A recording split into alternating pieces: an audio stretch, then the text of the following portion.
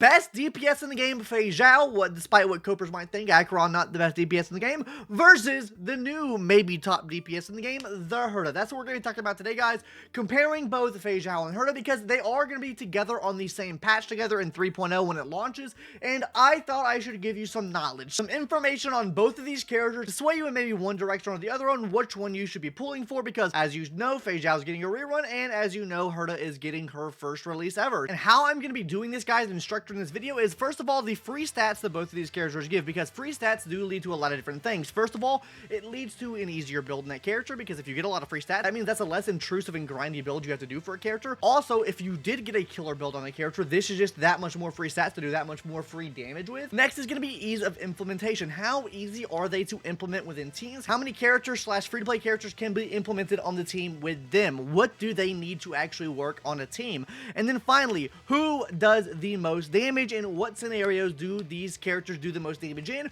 What do they require to do this damage? So realistically, guys, we're gonna have these two categories right here, which is the main talking points, and then these two categories kind of combine to tell us what the damage is going to be. So stick around to the end of the video to hear my thoughts on who is actually going to do the most damage and who you should actually be pulling for on your account. Overall, guys, today's talk is really going to be focusing on free-to-play players and like early game players, very casual players. I'm not talking about like the super sweaty numbers and logistics and stuff like that. I want to talk what character gives you the most bang for your buck, who can you get more value out of versus the damage they're able to do. So first things first, guys, let's take a look at Fei Xaio and see everything that she increases first here. So obviously, guys, she does have a lot of damage multiplier increases here, that being from her ultimate move. If you break the enemy shield, you obviously get an extra 30% here, then an extra 30% on top of that when she hits her final attack.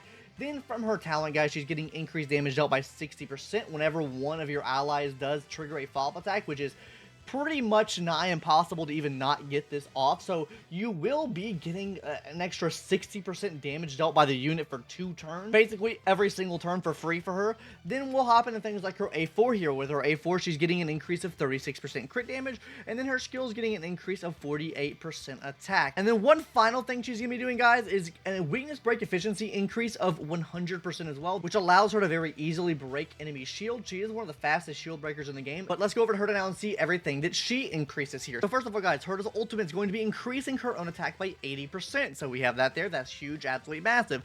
Then we have something like the talent here, which is going to give her variable increase on damage dealt to the enemy, going anywhere from 16% damage increase to main targets and 8% on adjacent targets, a 672% increased damage dealt on one main target, and 336 damage dealt on adjacent targets. So very, very variable there. We'll talk more about this at the end of the video when we talk about full-on damage comparisons. Next thing up here, guys, from some of her traces, she's going to be getting a 50% damage dealt increase if she reaches 42 stacks. And on top of this, guys, if you're running her with another Erudition unit, you are going to be getting an 80% crit damage to every single person on your team. So this could range anywhere from, you know, obviously 80% for every single ally, but in real stat terms, which is realistically like 160% crit damage in real value that you're getting. Of course, if your supports and sustains are helping with your damage dealt, this obviously helps them too, like Adventurine.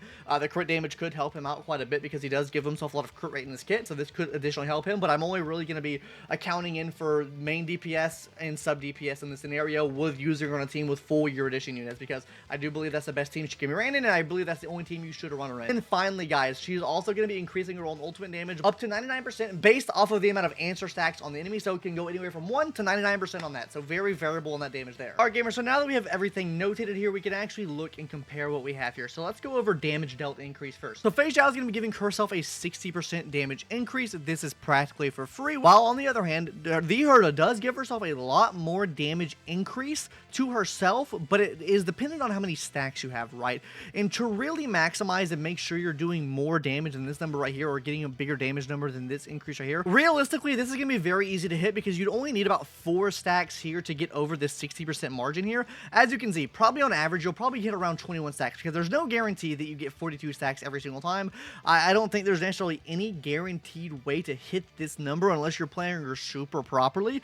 So I mean, for the most part, you probably don't get too much of this, and you probably, for the most part, don't get this in a lot of normal scenarios. Maybe for pure fiction, you would get something like this because there's a lot more enemies on the field. You can converge a lot more of those stacks onto your one main target. So I mean, that's where I can see this coming into. Although I do think this is a very big win for the HERTA because I mean, I think it's going to be very easy to get to 21 stacks on the enemy before you actually kill them and use your enhanced basic attack, which would put you at 336 and over 168 damage dealt on adjacent targets. the 336 obviously being towards one target, and this is only 60% here. So overall, I think the win goes to HERTA here for the free stats it gives for damage dealt. Pause real quick little editor's note here. Watching this part back when editing, I realized I didn't go into much detail what I mean here. I just kind of vaguely mentioned 42 stacks here. I do know in game modes like Apocalyptic Shadow and Pure Fiction, you will be able to get these stacks really easily. I'm more so here talking about in Memory of Chaos. I think Memory of Chaos, you will have more trouble getting these stacks up. That's why I even bring up the 21 stack dilemma here. I do think in Apocalyptic Shadow and Pure Fiction, she does basically get the 42 stacks every single time you were to get her ult up. Just wanted to add some clarification there to that. Now let's talk about crit rate. Honestly, she gives herself only 36% crit damage increase just to herself. The HERTA here gives 80% to the whole team. Now that is contingent on you needing an erudition character on the team to make this work,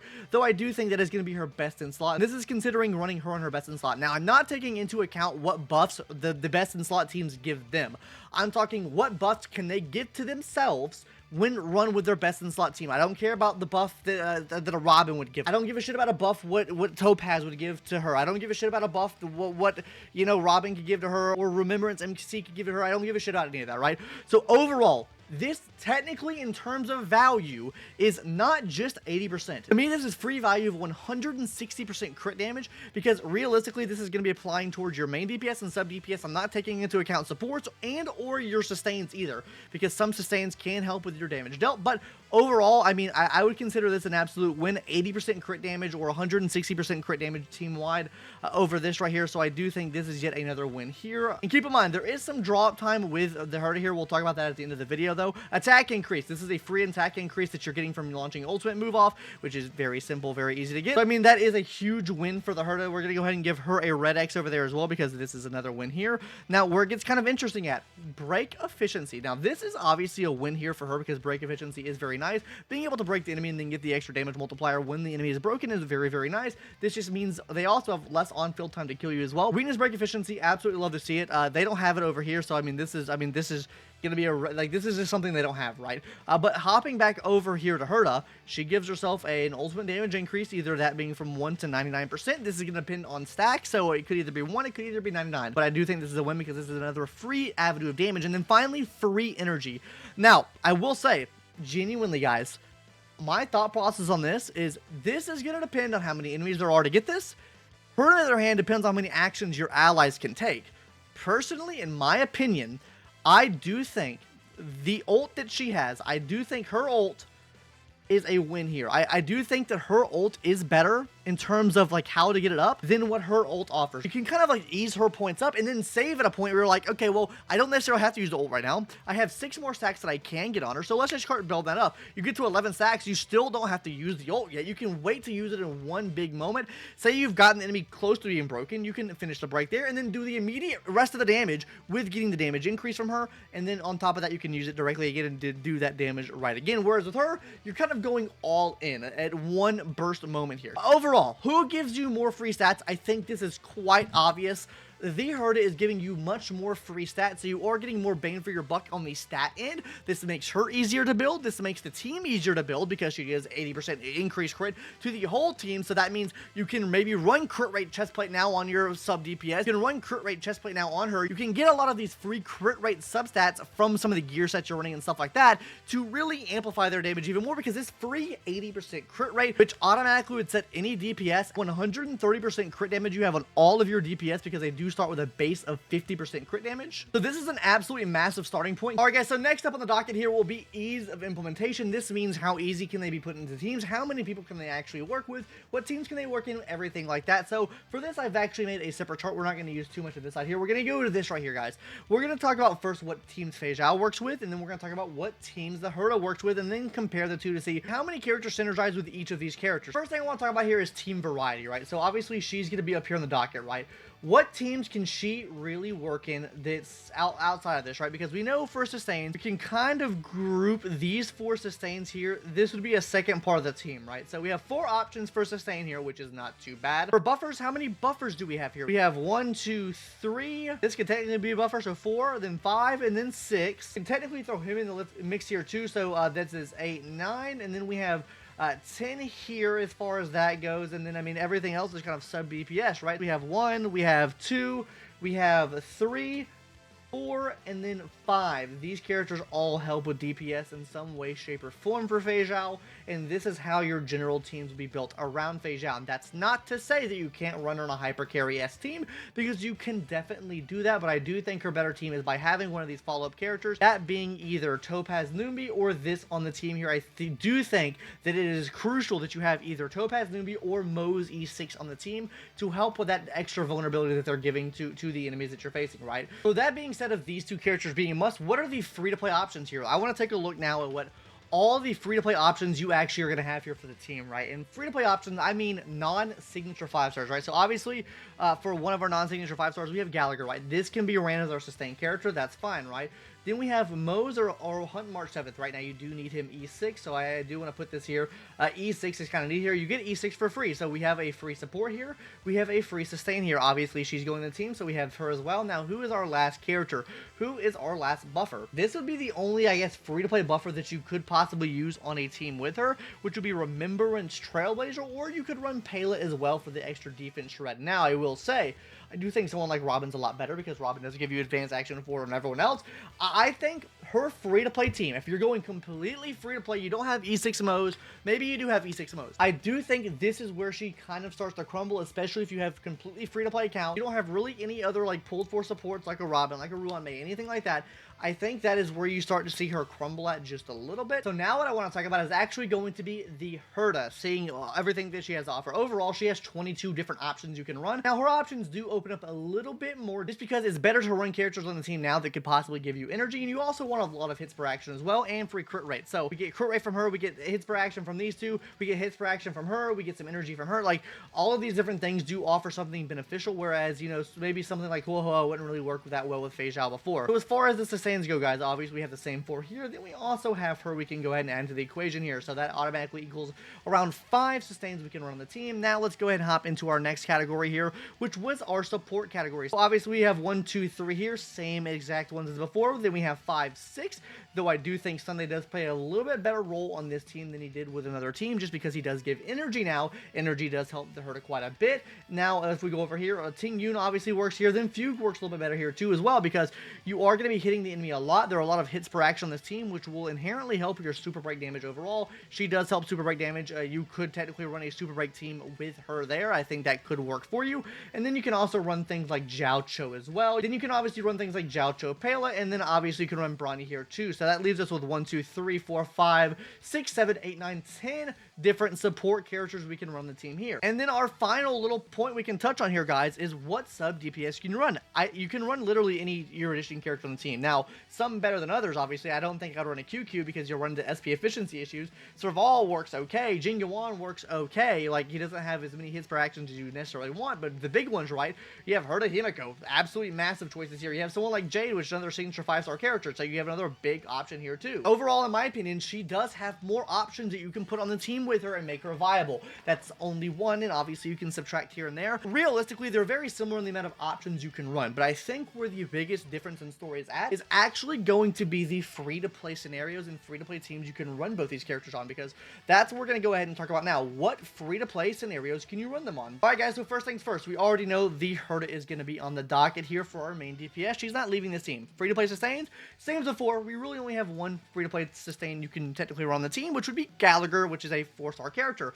For free-to-play DPS, or free-to-play sub-DPS, I mean, you technically have 1, 2, 3, I guess 3 would be the big thing here, right? 3 free-to-play sub-DPS here, HERTA being the best. HERTA you actually get completely free at E6, so this is like the definition of free-to-play, so, and honestly, probably one of her best in slot as well. We had another big option you can run the team here with her. Now, let's go ahead and talk about some of these sustains. Obviously, Remembrance Trailblazer you get for absolutely free. Ting Yun and Pela will both work here as well, so that's 3 options for the support category here, and honestly, Remembrance Trailblazer kind of puts in pretty decent work to what honestly Robin could do for this team as well.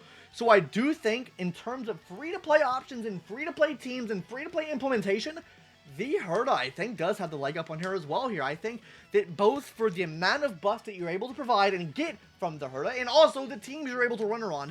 Both are a lot more free-to-play friendly. You have a lot more options here. That doesn't mean shit if she does absolutely dog shit damage, right? Which is the final point that we need to touch on now. Because I think we've already proved that she wins in ease of implementation. I think even in terms of if we get a better, I think even in the scenario that we get a better Erudition character added into the game, a better main DPS Erudition character, you can more easily slot her into that team than you could slot someone like Fei Xaio into like another hunt team, right? A dual DPS hunt team. Though I do think it can happen. Don't get me wrong. I do think she can play a sub DPS role when inevitably she does get power creeped. I just think it's going to be easier for HERTA because HERTA gives herself so many free stats based off of having just another Erudition character on the team, where she doesn't really give herself that. Now, the one big thing we have to talk about damage here, guys, is actually going to be build up, right? Getting build up for HERTA is going to be a bigger task you have to do to actually get her damage, right? I do think overall, if we're talking about bar for bar damage, if she's at max stack versus her being at max stack, I do genuinely think that HERTA does come out on top. But in most scenarios, I do feel like Fei Xaio, especially in single target scenarios, I think Fei Xaio better for single target. Genuinely, I do think she provides better damage for you. Now, the team you have to run her with is obviously going to have to be better than what you'd have to run with the HERTA, right? So if we're talking about for overall damage, I do think Fei Xaio wins this.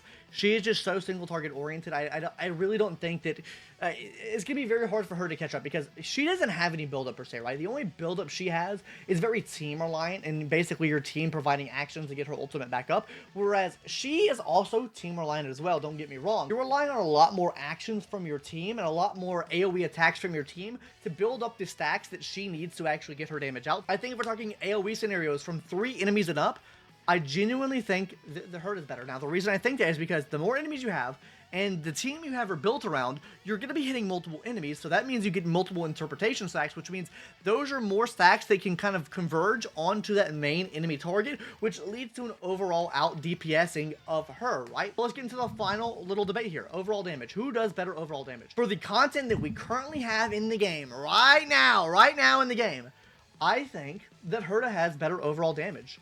And the reason I think that HERTA has better... What the fuck is this? What the hell is that? I don't know what the fuck that was. I think the HERTA has better overall damage. And the reason I think that is because of the fact that a lot of the content that we currently have in the game is very structured towards AoE scenarios anyways.